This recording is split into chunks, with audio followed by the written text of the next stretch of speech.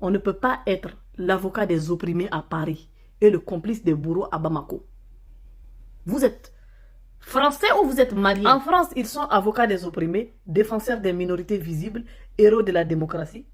Au Mali, ils sont complices passifs, voire actifs, d'une junte liberticide et ethnocentrée qui s'en prend à des minorités visibles au nord du pays. On ne peut pas utiliser les acquis de la démocratie française, la liberté de manifester et l'état de droit pour faire carrière ici en France et en même temps soutenir là-bas des pouvoirs qui affirment sans trembler que la démocratie n'est pas faite pour les Africains. Regardez bien cette image.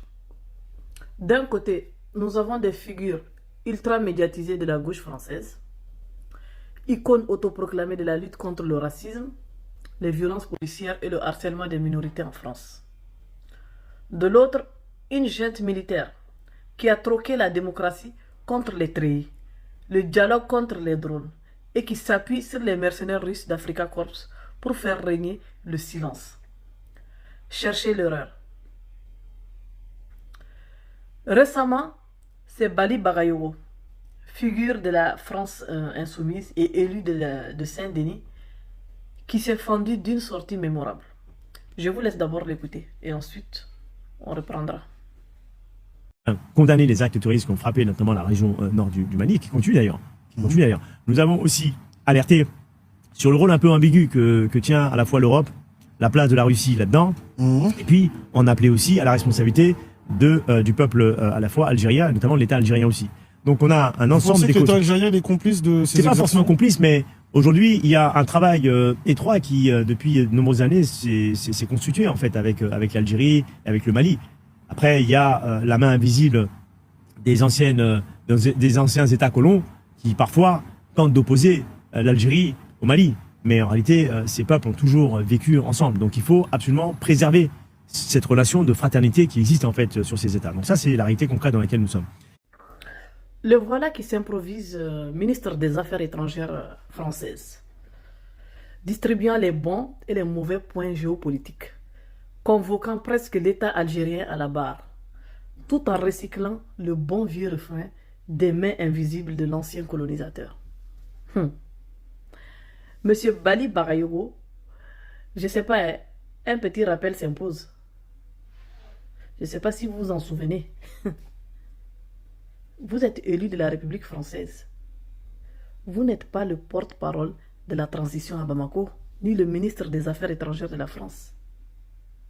Le poste n'est pas vacant. Hein? Mais le plus piquant dans son discours, c'est l'utilisation cynique du narratif de la junte. Hein? Parler de soi-disant main invisible de la France pour masquer les réalités du terrain, l'incapacité de la junte terroriste malienne à gérer le pays, c'est l'argument magique des sudistes maliens pour ignorer une vérité historique vis-à-vis des populations azawadiennes, nomades, entre autres, quels que soient Touareg, Arabes ou autres, du nord de l'Azawad, on va dire. Bamako se comporte exactement comme un État colonisateur. Il y a une situation coloniale au nord du Mali, je ne cesserai de le répéter. La ségrégation raciale, géographique, la répression brutale des minorités visibles et le mépris centralisé, ces populations-là le connaissent. Sauf que là, la couleur locale semble immuniser le pouvoir contre toute critique de gauche. Ou bien, c'est là que l'hypocrisie atteint des sommets olympiques. Prenez par exemple la famille de Adama Traoré ou un autre cadre de LFI, l'adjoint de Bali Bagayoko, Bakary quelque chose là, qui applaudissent ces régimes. En France, le moindre contrôle d'identité un peu tendu déclenche des tribunes enflammées sur les droits de l'homme et la liberté d'expression. Mais au Mali, qu'en est-il? Silence radio sur les massacres des civils documentés par l'ONU, entre autres organisations, les tortures systématiques et les disparitions forcées. En France, ils sont avocats des opprimés, défenseurs des minorités visibles, héros de la démocratie. Au Mali, ils sont complices passifs, voire actifs, d'une junte liberticide et ethnocentrée, qui s'en prend à des minorités visibles au nord du pays. Dites-moi, si la ligne politique de la France insoumise consiste désormais à fermer les yeux sur des régimes autocratiques militaires sous prétexte de discours pseudo-anti-impérialistes, hein, qui cachent un autre type d'impérialisme interne. Quelle est la différence entre, on va dire, avec l'extrême droite la plus dure?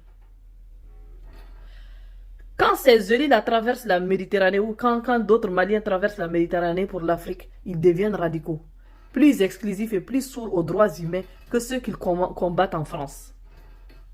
À côté de les discours d'exclusion de l'extrême droite française passeraient presque pour de la modération. Hein. L'on ne peut pas utiliser les acquis de la démocratie française, la liberté de manifester et l'état de droit pour faire carrière ici en France et en même temps soutenir là-bas des pouvoirs qui affirment sans trembler que la démocratie n'est pas faite pour les Africains. Pensez-vous une seule seconde que si les populations de l'AES sortaient dans la rue pour crier leur faim ou leur mécontentement, elles recevraient des invitations sur les plateaux de télévision ORTM, RTB ou la chaîne nigérienne là? Elles seraient pourchassées et matées dans le sang. C'est de ça qu'il s'agit. Je suis dépassé. Et puis je me pose une question.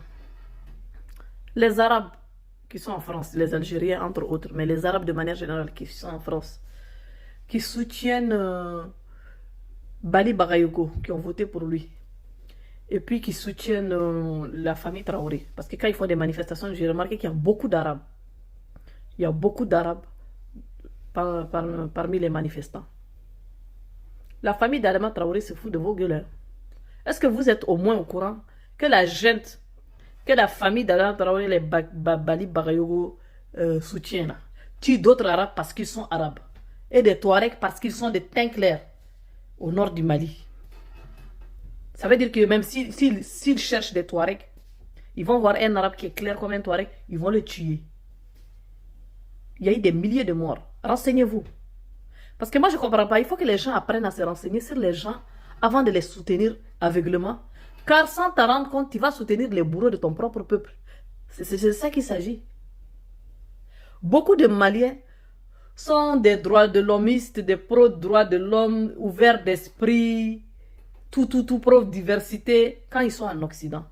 Mais chez eux, Éric Zemmour même serait un ange à côté d'eux. Ce dernier même serait plus à gauche à côté d'eux. Nous là, on dit que nous, on n'est pas des Maliens, on est des Algériens et qu'on est des Arabes. Et que l'Afrique là, c'est pour les Noirs. Ça, c'est le discours des gens de la gente. Et c'est dans ces gens de la gente là que les Bali Bagayogo soutiennent. On nous traite d'esclavagistes. Alors que toutes les ethnies du Mali ont pratiqué, leurs ancêtres ont pratiqué l'esclavage. Il y a une haine anti-Tenkler, anti-Touareg, anti-Arabe qui s'est développée ces dernières années au Mali depuis qu'Assimi Goïta est arrivé au pouvoir. On nous traite d'étrangers alors qu'on est là depuis plusieurs millénaires avant tous les empires médiévaux de l'Afrique de l'Ouest. Mais on dit qu'on n'est pas chez nous à cause de notre apparence physique. On cible les minorités visibles. Il y a des femmes, des vieillards et des enfants qui ont été tués. J'ai une cousine qui est enceinte, qui a été tuée. Pendant qu'elle est enceinte, son enfant de 3 ans et son mari, ils ont été tués. Toute une famille a été décimée. Parce qu'ils ont une apparence qu'ils n'aiment pas. Et c'est ceux-là que les Bali Bagayogo et Adama Traoré soutiennent. Pour ces donneurs de leçons-là, les droits de l'homme s'arrêtent visiblement là où l'émotion ethnique et le suivisme communautaire commencent. Il va falloir, monsieur, les donneurs de leçons, en France ici, il va falloir choisir. On ne peut pas être l'avocat des opprimés à Paris et le complice des bourreaux à Bamako. Vous êtes français ou vous êtes malien? Bali Bagayogo, tu es un élu de la République française. Sachant que la France est historiquement responsable de ce qui se passe au Mali parce qu'elle a remis sur un plateau d'argent l'Azawad entre les mains du Mali. Sans son consentement, c'est illégal normalement, même juridiquement. Donc toi, tu ne représentes pas le Mali. Tu ne représentes pas ton ethnie. Tu vas devoir oublier ton ethnie. Il ne faut pas importer la guerre civile de l'Afrique sur le territoire français. Ici, là, on est tous pareils. Il n'y a pas un qui est mieux que l'autre. Hein? Donc, vos histoires ethnicistes là, que tu as dû recevoir dans ton éducation là, tu vas devoir laisser ça dans la boîte à lettres de ta maman à Saint-Denis ou bien, dans la boîte, ou bien à l'aéroport Moribo Keïta à Bamako là-bas. Quand tu vas mettre les pieds à Roissy Charles de Gaulle là, tu vas oublier tes origines maliennes parce que tu es un élu de la République française. Moi, je suis française aussi.